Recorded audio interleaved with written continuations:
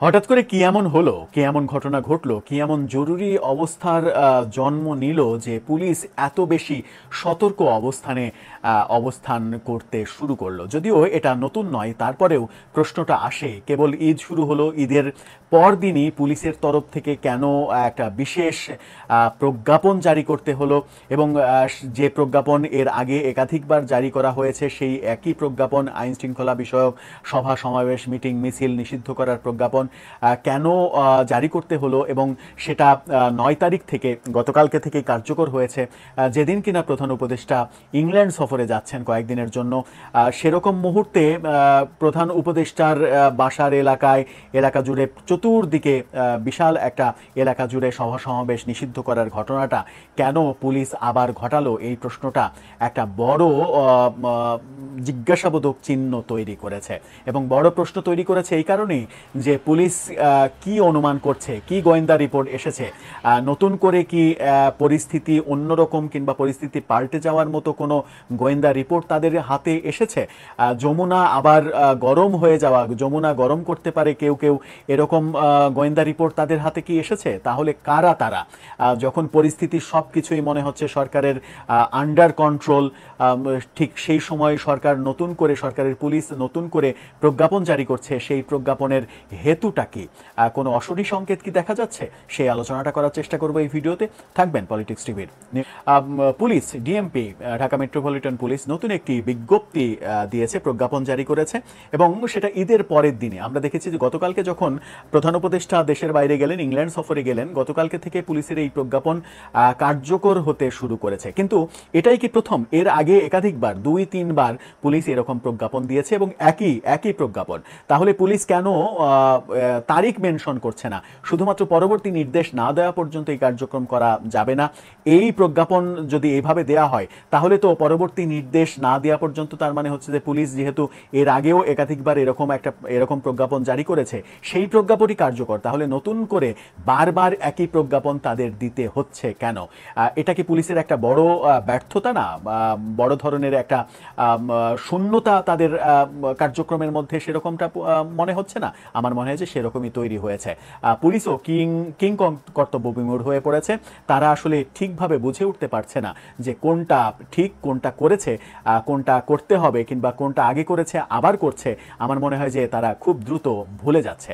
যেমন এই প্রজ্ঞাপনটা 8 তারিখের যেটা প্রকাশ করা হয়েছে, সেখানে বলা হয়েছে যে সচিবালয়ে যমুনার আশেপাশে সভা সমাবেশ নিষিদ্ধ। ঠিক এই প্রজ্ঞাপন একাধিকবার আমরা প্রচার করতে দেখেছি। সেখানে বলা হয়েছে সচিবালয় ও প্রধান উপদেষ্টার সরকারি বাসভবন যমুনার পার্শ্ববর্তী এলাকায় সোমবার থেকে সব ধরনের সভা সমাবেশ নিষিদ্ধ করেছে Dhaka metropolitan police. DMP commissioner Mohammad Sajjad Ali স্বাক্ষরিত বিজ্ঞপ্তিতে এমনটা জানানো হয়েছে।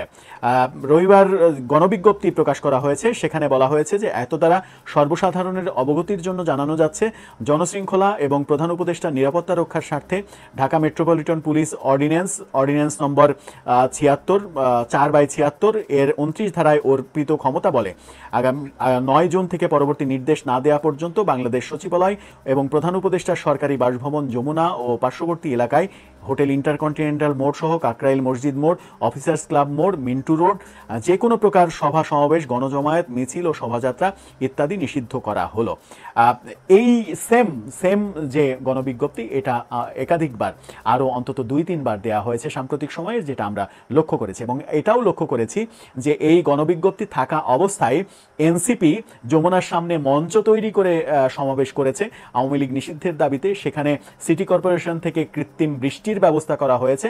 কিন্তু অন্যান্য দল যখন ঠিক একই কাজ করতে গিয়েছে, তাদের উপরে পুলিশ মারমুখী আচরণ করেছে। বিশেষ করে জগন্নাথ বিশ্ববিদ্যালয়ের উপরে পুলিশ যে মানে মারমুখে অবস্থান নিয়েছে, সেটি সব থেকে সমালোচিত হয়েছে। এনসিপি সেখানেই বিতর্ক উঠেছে যে হাসনাত আবদুল্লাহরা যমুনার সামনে বৈধ, আর জগন্নাথ বিশ্ববিদ্যালয় যমুনার আশেপাশে অবৈধ, এরকম প্রসঙ্গ এসেছে এবং সরকার বিতর্কিত হয়েছে এই কর্মকাণ্ডের মাধ্যমে। একাধিকবার আমরা দেখেছি, শাহবাগেও যখন সভা সমাবেশ নিষিদ্ধ হতে দেখেছি, তখন শাহবাগে একের পর এক এনসিপি সহ জুলাই আন্দোলন সহ বিভিন্ন সংগঠন এরকম কর্মসূচি পালন করেছে, কিন্তু সরকারের বিরুদ্ধ মতের যারা তারা যখনই করতে গেছে তখন তাদের সেই কর্মসূচির উপরে দমন নীতি প্রয়োগ করা হয়েছে। সেই দমন নীতি প্রশ্ন তুলেছে যে সরকার নিরপেক্ষভাবে তার কার্যক্রম চালিয়ে যেতে পারছে কিনা।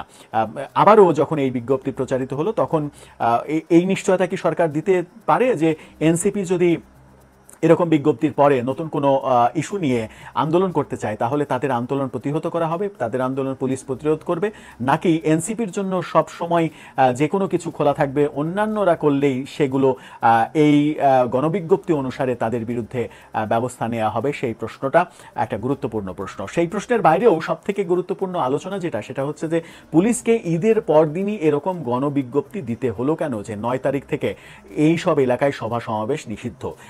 কি এমন গোয়েন্দা রিপোর্ট তাদের সামনে আসলো? কারা আন্দোলনের প্রস্তুতি নিচ্ছে? যমুনা কেন্দ্রিক আন্দোলনকে জোরদার করার জন্য কারা প্রস্তুতি নিচ্ছে?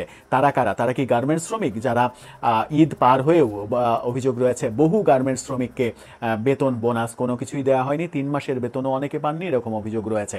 ঈদের আগে গার্মেন্টস শ্রমিকদের আন্দোলন আমরা দেখেছি, তারা যমুনার সামনে পর্যন্ত এসেছিল। সেই আন্দোলন আবার কি চাঙ্গা হচ্ছে, নাকি নির্বাচন এপ্রিলের প্রথমার্ধ হবে সেটা ঘোষণার পরে এক ধরনের শঙ্কা বোধ করছে সরকার? যে কোনো সময় বিএনপি সহ সমমনা দলগুলো আন্দোলনে নামতে পারে এবং সেই আন্দোলনের পূর্বাভাস গোয়েন্দা রিপোর্টে হয়তো এসেছে, সেটা প্রতিরোধের জন্যই এরকম গণবিজ্ঞপ্তি প্রকাশ করা হলো কিনা সেটাও একটা বড় প্রসঙ্গ। এছাড়া তো আর কোনো বড় বিষয় আসতে পারে না। জগন্নাথ বিশ্ববিদ্যালয়ের ইস্যুটা মোটামুটি সলভ হয়ে গেছে বলা যায়, সুতরাং জগন্নাথ বিশ্ববিদ্যালয়ে নতুন কর্মসূচিতে যাবে বলে মনে হয় না। তাহলে একমাত্র মানে বড় ইস্যু থাকতে পারে যে বিএনপি আন্দোলনে যেতে পারে। মেয়র ইশরাক ইস্যুও সমাধান হয়ে গেছে, সেই ইস্যুতেও বিএনপির আর মুভ করার সম্ভাবনা নেই, শুধুমাত্র নির্বাচন ইস্যুতে বিএনপির মুভ করার সম্ভাবনা রয়েছে। নাকি গোয়েন্দা সংস্থা থেকে এরকম রিপোর্ট এসেছে যে আওয়ামী লীগ ঢাকাতে সংঘবদ্ধ হচ্ছে কিনা?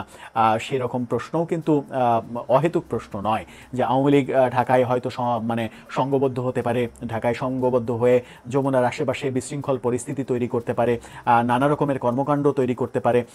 সেই কর্মকাণ্ডগুলো যেন সহজেই প্রতিরোধ করা যায়, সেই কারণেই কি এরকম গণবিজ্ঞপ্তি? নিশ্চিত করে পেছনে কোনো কারণ রয়েছে এবং গোয়েন্দা রিপোর্ট রয়েছে যে এই সব এলাকায় কোনো ধরনের বিশৃঙ্খল পরিবেশ তৈরির চেষ্টা হতে পারে। প্রধান উপদেষ্টার নিরাপত্তার কথা যখন বলা হচ্ছে তখন 9 তারিখ থেকে এই বিজ্ঞপ্তি, গতকালকে থেকে এই বিজ্ঞপ্তি কার্যকর করা হয়েছে, ঘোষণা দেওয়া হয়েছে। গতকালকেই তো প্রধান উপদেষ্টা ইংল্যান্ড সফরে গিয়েছেন, সুতরাং তিনি তো ইংল্যান্ডে রয়েছেন, তার নিরাপত্তা বিঘ্নিত হওয়ার প্রসঙ্গ তো আগামী 2-4 দিনে নেই। সুতরাং বিজ্ঞপ্তিটা ঈদের ছুটির পরেও পুলিশ কিন্তু দিতে পারত। ঈদের পরের দিনে ছুটির মধ্যে এরকম বিজ্ঞপ্তি দেওয়ার হেতু একটাই হতে পারে যে কোনো না কোনো ইনফরমেশন তাদের কাছে রয়েছে, যমুনার আশেপাশে নতুন আন্দোলন চাঙ্গা হতে পারে।